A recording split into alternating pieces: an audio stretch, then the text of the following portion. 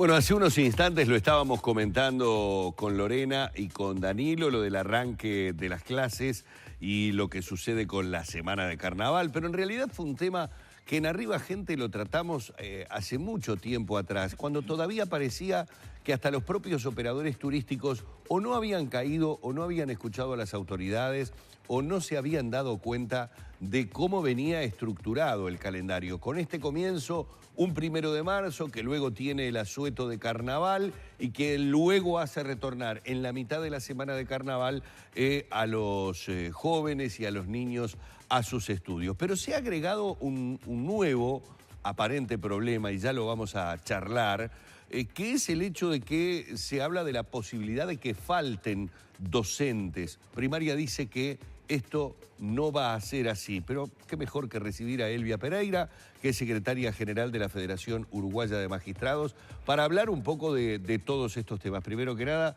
bienvenida, un placer, Elvia. Muchas gracias, como siempre. Exacto, dije magistrados en vez de magisterio, la FUM.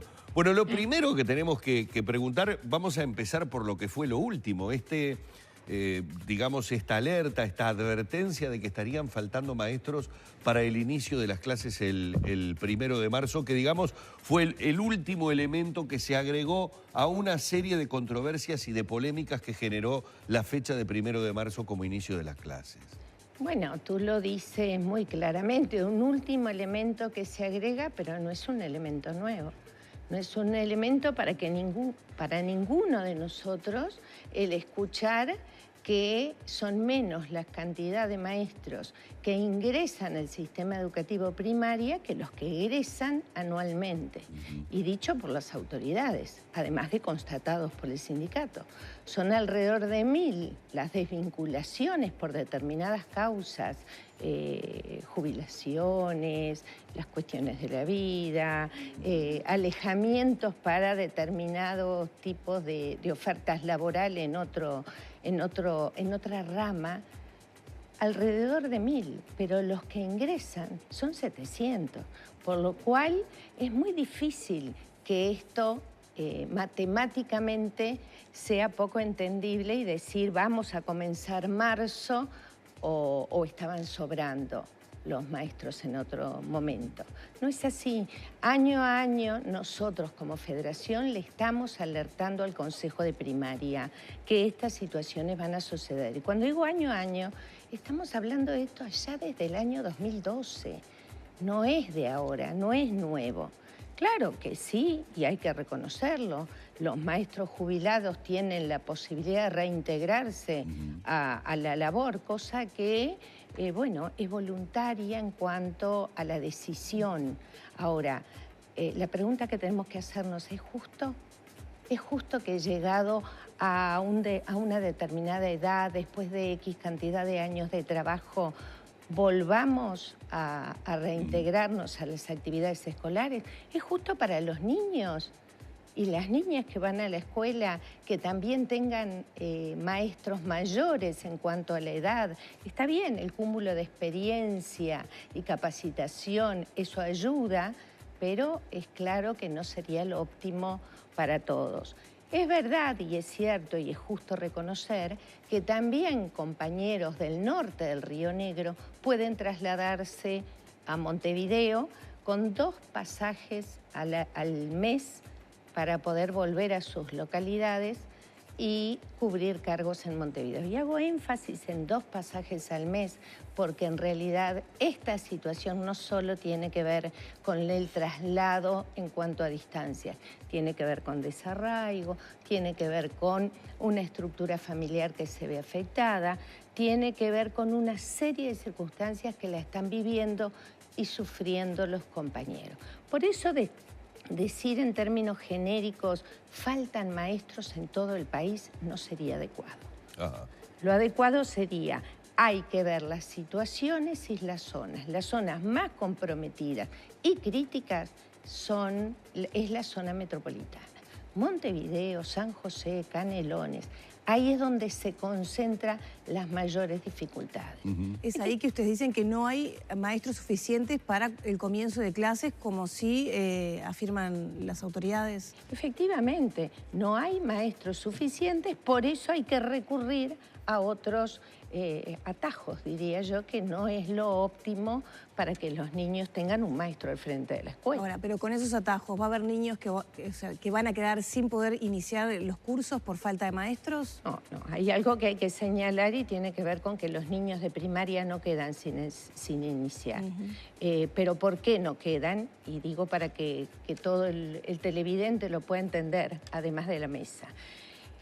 Porque hay maestros dentro de las escuelas, en otros grados, que atienden esas situaciones. Está el maestro director, que también es maestro, que también atiende esa situación. Está el maestro secretario en aquellas escuelas que lo tienen, que también lo atiende. Están los maestros que no tienen docencia directa, porque sus funciones son otras, que también atienden a los grupos que no tienen maestros. Ese es el mientras tanto. Eso porque yo como padre quisiera que mi hijo comience efectivamente las clases con el maestro que va a tener durante todo el año, ¿no? Y efectivamente, eso es lo que señala la Federación, cuando decimos no hay maestros suficientes.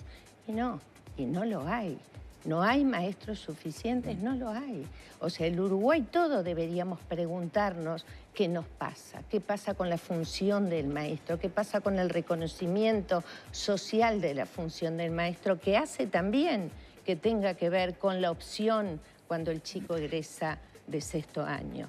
O sea, hay que analizarlo en profundidad. Claro, y si bien falta mucho camino por recorrer, desde lo salarial se ha mejorado. Eso hay que reconocerlo. Indudablemente. Ha existido una mejora. Nosotros no dejamos de reconocer los esfuerzos que hemos hecho desde la Federación para que eso suceda, lo que tú señalas. Se ha mejorado, salarialmente se ha mejorado en los últimos años. Claro. Hemos mejorado en los últimos años. Ahora, esto no se analiza en términos únicamente salariales. Sí es importante. Sí no es todo lo que nosotros entendemos que el magisterio debería recibir y percibir como salario. Es verdad. ¿Para qué rubro se da la fuga de docentes? ¿Hacia dónde se van cuando dejan la actividad de la docencia? Bueno, la inmensa mayoría se acoge a beneficios jubilatorios. La inmensa mayoría de los 1000 a beneficio jubilatorio. Hay que entender también que la actividad docente es una actividad bonificada dentro por la misma actividad. Se trabaja con niños. Lo que quiero decir es que depende, de acuerdo a dónde nos desempeñemos, es que se contabilizan los años para acogerse a los beneficios jubilatorios. Es decir, que se pueden jubilar antes que otro trabajador, los maestros. ¿Antes de qué? Con menos edad que un trabajador común o menos años de trabajo. Efectivamente. Elvia, ¿y cómo ven ustedes este hecho que se da? A ver, seamos claros en decir algo, porque si no, aunque es una verdad de perogrullo, el calendario de este año marcó que la semana de carnaval cayera en el 1 de marzo. Si no, prácticamente desde hace mucho que nosotros estamos ya acostumbrados a saber que las clases comienzan un 1 de marzo. Pero este calendario genera que en 10 días los chicos tengan 3 días de clase. O sea, ingresan un viernes, sábado y domingo no tienen, obviamente por ser fin de semana, lunes y martes tienen el feriado, después concurren miércoles, jueves y viernes y no vuelven hasta el lunes. Es decir, se da esta situación, se debió haber contemplado.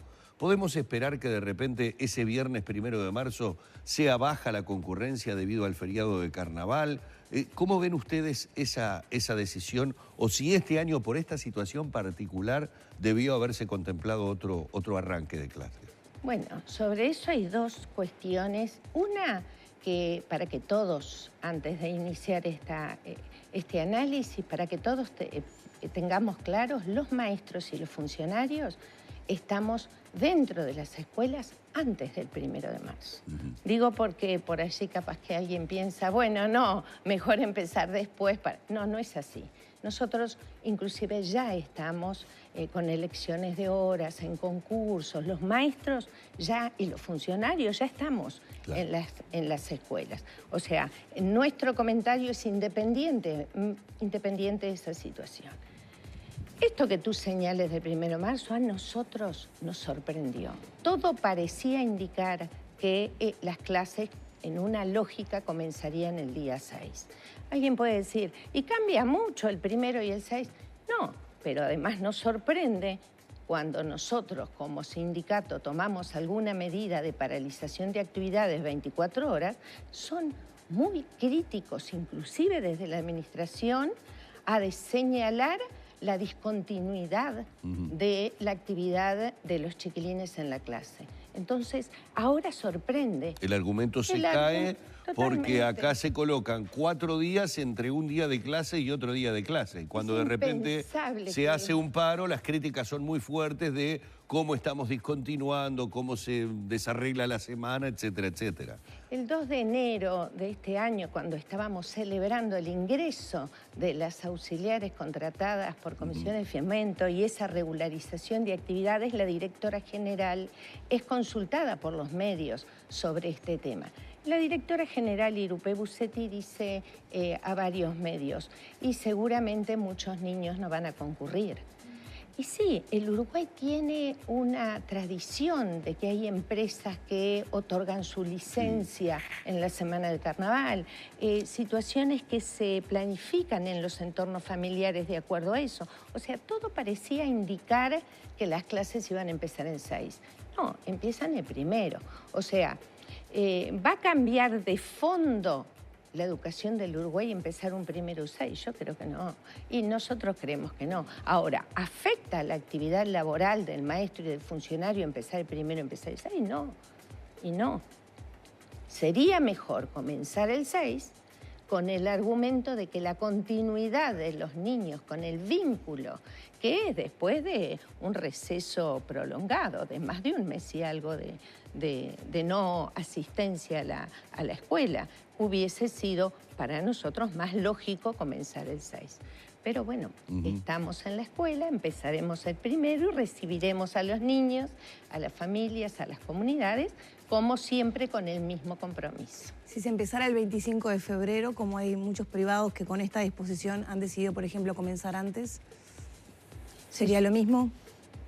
Bueno, ¿sabes lo que pasa allí? Si se decidiera comenzar el 25 de febrero, lo que no sería adecuado es que no estarían dadas las condiciones para que todos los maestros tuvieran sus cargos designados en las escuelas.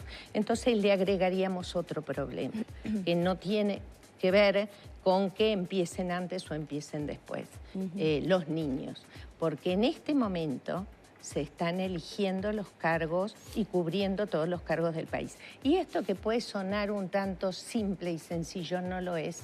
¿Saben cuándo se comienza esto? Se comenzó en diciembre, los primeros días de diciembre, con los traslados departamentales, con los traslados interdepartamentales, y luego continuaron el 1 de febrero con efectividades, concursos. Hoy están concursando los maestros para efectivizar sus cargos en distintas escuelas. Y a propósito, ¿cómo va la marcha de la elección de cargos? Porque a veces, algunos años se dan algunos episodios que generan que esta época previa al inicio de clase sea un poco problemática. Y bueno, y este año tampoco escapó de esa regla, a pesar de que no fue tan público en algunas circunstancias, porque hay que señalar, en cada departamento del país la federación tiene una o más filiales.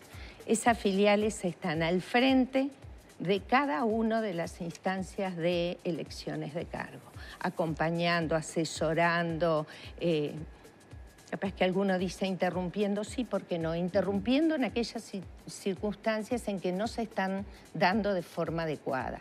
Hemos estado muy presentes, Danilo, qué bueno que lo traes a colación, muy presentes la Federación, tanto a través de sus filiales como de Dirección Nacional, donde hemos tratado de solucionar todos esos inconvenientes para que sí, los maestros y los niños tengan ese maestro al frente de cada clase.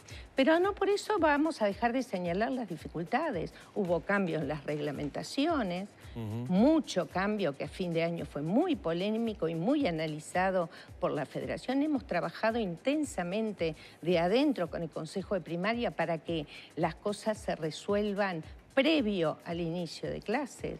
Y bueno, ese trabajo está dando sus frutos.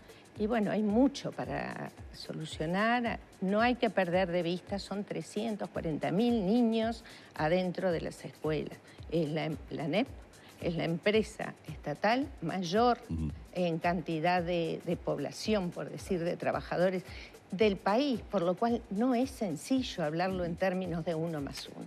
Y este desfasaje que se da entre los maestros que se retiran, que se jubilan cada año y quienes ingresan, ¿es porque está faltando incentivar para que mayor cantidad de jóvenes se inclinen por la carrera de magisterio?